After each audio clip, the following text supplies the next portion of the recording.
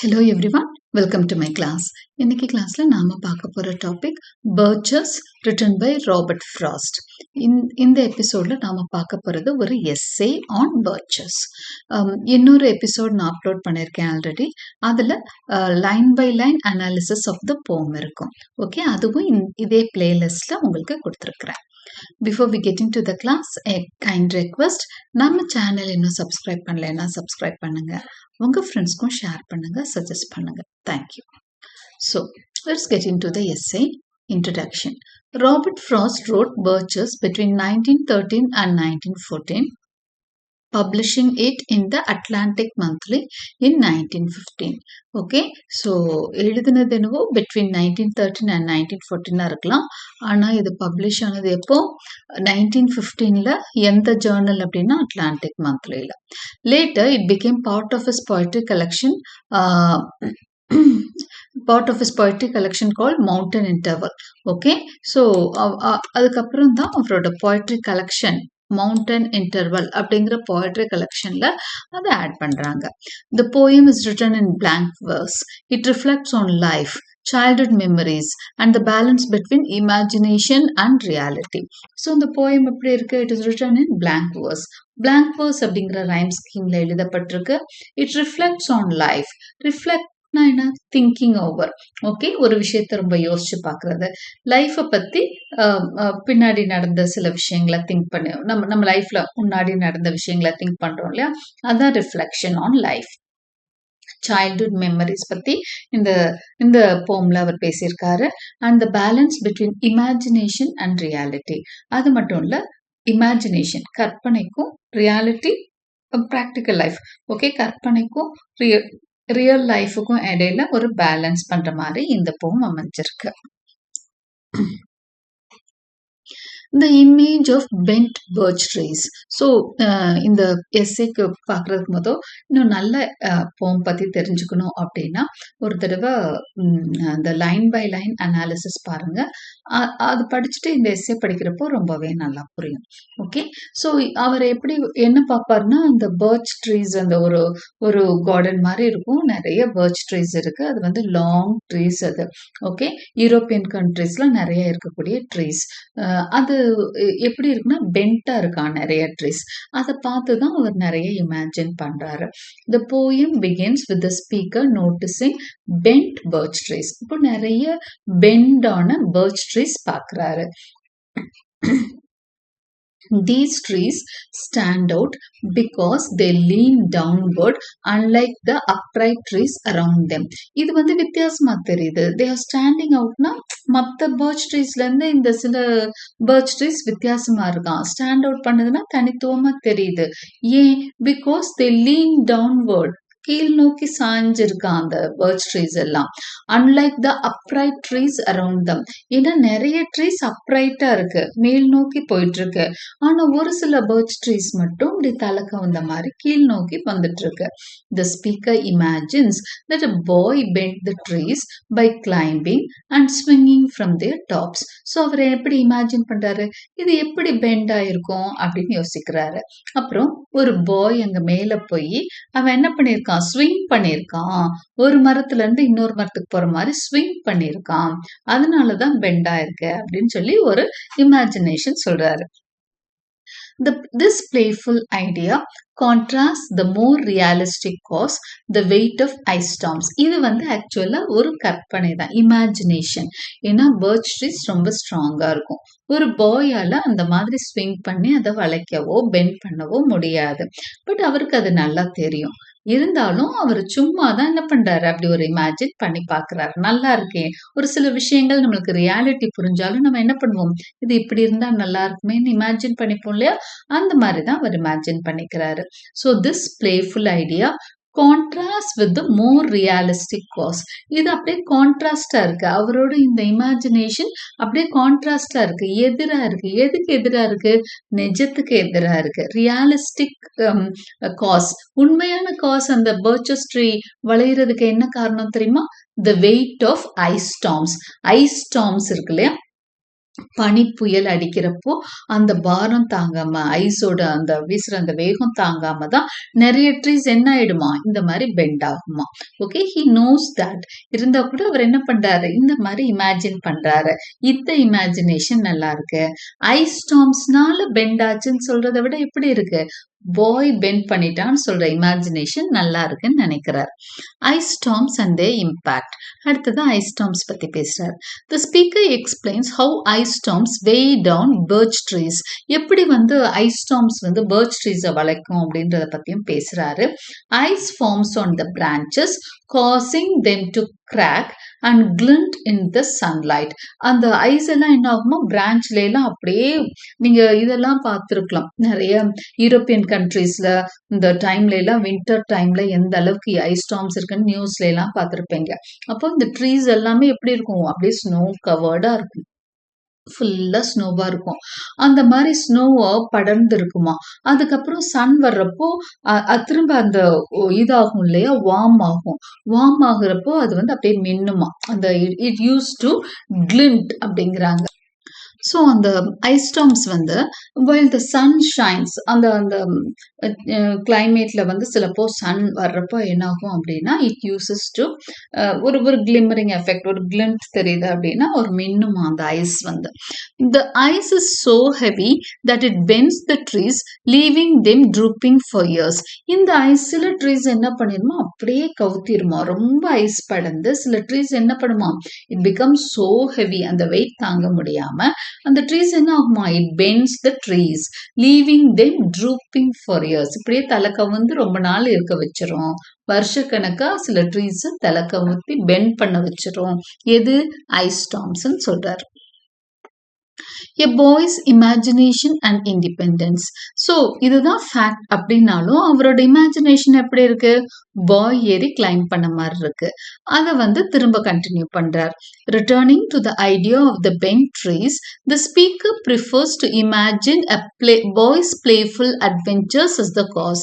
அவருக்கு real reason தெரிஞ்சாலும் அவருக்கு எது பிடிச்சிருக்கான், he prefers, அவர் விரும்புறார். எதை விரும்புறார், to imagine a boy's playful adventures. ஒரு பாய் தான் விளையாண்டு அதை வளைச்சிட்டான் அப்படின்னு சொல்றதுதான் அவருக்கு பிடிச்சிருக்கு. The boy living far from town creates his own fun by climbing and swinging from the birches. So bye என்ன பண்றான், ரொம்ப டவுன்ல இருந்து தூரமா, பொதுவா வந்து டவுன் பாய்ஸ் எல்லாம் இந்த விளையாட்டெல்லாம் தெரியாது, வில்லேஜ் பாய்ஸ்க்கு தான் தெரியும். மரத்து மேல ரொம்ப அனாவசியமா அப்படியே ஏறிடுவாங்க. Just like that they would climb on trees. So அது மாதிரி ஒரு பாய் என்ன பண்றான், he is living for from town. Town பாயால ஏற முடியாது இல்லையா, so he is living for from town, creates his own fun. அவன் வந்து விளையாட ஆள் இல்லைனாலும் அந்த பசங்க அவங்களே விளையாண்டுப்பாங்களாம். இந்த மாதிரி கேம்ஸ் வச்சுக்குவாங்க, மரத்து மேலே ஏற கீழே இறங்குன்ற மாதிரி. So he creates his own fun by climbing and swinging from the purchase.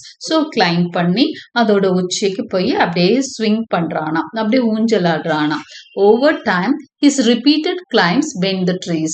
அடிக்கடி இப்படி ஏறி ஸ்விங் பண்ணதுனால அந்த ட்ரீஸ் பெண்ட் ஆயிடுச்சு அப்படிங்கிறார். The speaker admires how the boy mastered the skill of climbing and swinging gracefully.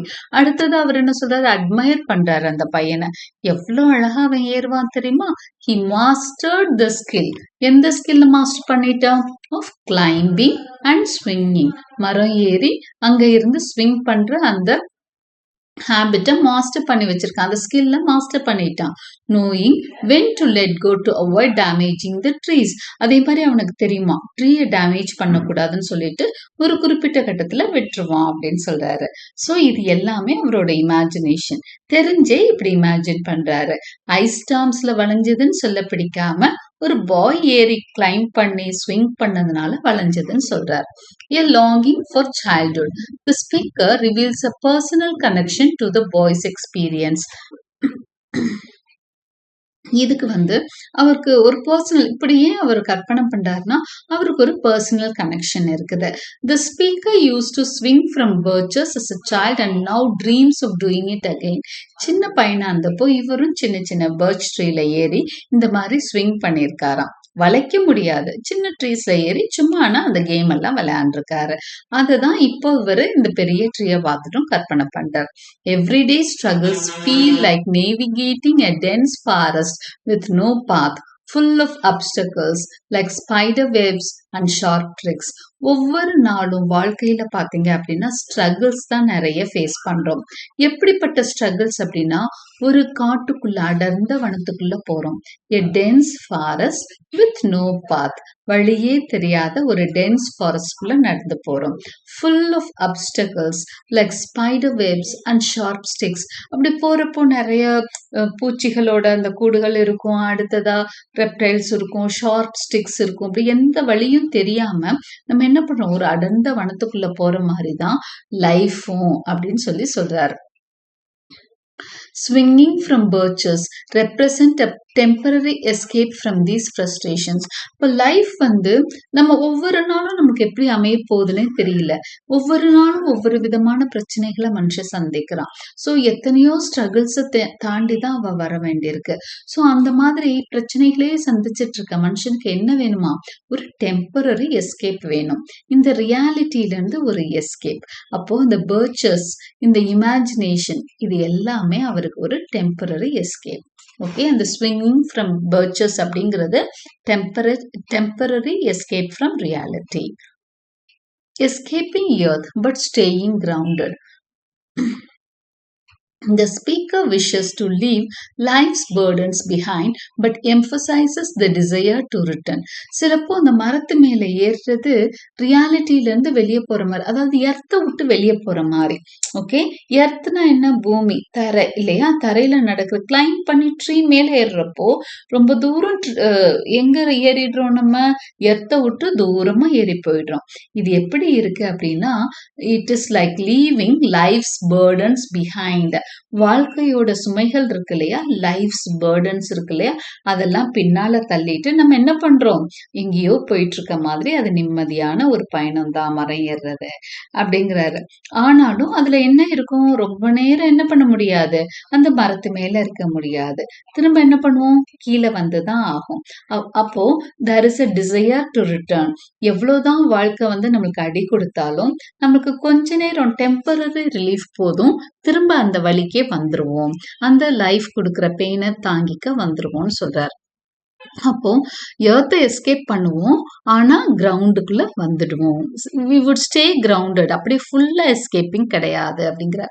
they imagine climbing a birch tree toward heaven but eventually being gently lowered back to earth. அப்போ அவர் எப்படி imagine பண்றாரு, ஒரு he imagines climbing போட்டுக்கலாம். He imagines climbing a birch tree toward heaven. Toward heaven na sky. Okay, ஹெவன்ங்கிறது இங்க sky தான். அப்ப ஸ்கையை நோக்கி போற ஒரு பர்ச் ட்ரீல ஏறுறதுங்கிறது எப்படி இருக்கு அப்படின்னு சொன்னா, பிரச்சனைகளை விட்டு போற மாதிரி இருக்கு. but eventually being gently lowered back to earth. ஆனா கொஞ்ச நேரம் கழிச்சு என்ன பண்ணுவோம், அப்படியே திரும்ப கீழே இறங்கி வருவோம்ல. அப்ப மேல போயிட்டு கிளைம் பண்ணிட்டு கீழே இறங்கி வர்றதுங்கிறது பிரச்சனைகளை விட்டு கொஞ்சம் டெம்பரரி ரிலீஃப்காக மேல போய் திரும்ப கிரவுண்டுக்கே ஆசைப்பட்டு வந்துடுற மாதிரி இருக்கான். the speaker values earth as a place where love and joy exist. அவரை பொறுத்த வரைக்கும் earthல வந்து நிறைய லவ், நிறைய ஜாய் இருக்கு, அதை விட்டு ரொம்ப தூரம் போகணும்னு ஆசை கிடையாது, திரும்ப வந்துடுறோம்னு சொல்றார். Conclusion. A celebration of simplicity and imagination. Birches celebrates the balance between imagination and reality. So இந்த போம் பாத்தீங்கன்னா ஒரு அழகான ஒரு பேலன்சிங் தான். எதுக்கு இடையில, கற்பனைக்கும் உண்மைக்கும் இடையில அழகா பேலன்ஸ் பண்ற ஒரு போம் தான் purchase. Through the image of bent trees, Frost captures the joys of childhood and the weight of adult responsibilities. So அவர் என்ன இமேஜ் கொடுக்கிறாரு, பென்ட் பர்ச் ட்ரீஸ் தான் கொடுக்கிறாரு. அது மூலமா ஃப்ராஸ்ட் என்ன பண்றாரு, he captures the joys of childhood. Childhood மெமரிஸை கொண்டு வர்றாரு, சைல்ட்ஹுட்ல எவ்வளோ ஜாய்ஸ் இருக்கணும் பேசுறாரு. And the weight of adult responsibilities. அதே சமயம் இங்கேருந்து தப்பிச்சு போற ஒரு மனுஷனை பத்தியும் பேசுறாரு. அப்போ ரெஸ்பான்சிபிலிட்டிஸ், மனுஷனுக்கு அடல்ட் ஆகுறப்போ, வயசாகிறப்போ எவ்வளோ ரெஸ்பான்சிபிலிட்டிஸ் இருக்கு, அதை பத்தியும் இந்த போம்ல பேசியிருக்காரு. The poem suggests that even amidst life's struggles, there is beauty in returning to earth. அப்போ லைஃப் வந்து எவ்வளோ ஸ்ட்ரகிள்ஸ் கொடுத்தாலும் ஒரு பியூட்டியும் இருக்குல்ல இந்த எர்த்ல. அதனால தான் we are returning back. Just as there is joy in swinging birch trees. எப்படி birch trees ஸ்விங் பண்றதுல ஒரு ஜாய் இருக்கோ, அது மாதிரி ஏர்த்துக்குள்ள திரும்ப வர்றதுக்கும் எல்லாருக்கும் பிடிச்சிருக்கு. எவ்வளோ விலகி நின்னாலும் திரும்ப திரும்ப இந்த ஏர்த்தை நோக்கி வந்துடுறோம் அப்படின்ற மாதிரி இந்த கன்க்ளூஷன் நம்ம எழுதியிருக்கோம். ஓகே, இதெல்லாம் if you wish you can add, இதெல்லாம் வெறும் கன்க்ளூஷன் கூட போட்டுக்கோங்க. Hope you like my explanation. Like and subscribe for more such videos. Press the bell icon for continuous notifications and thank you for watching.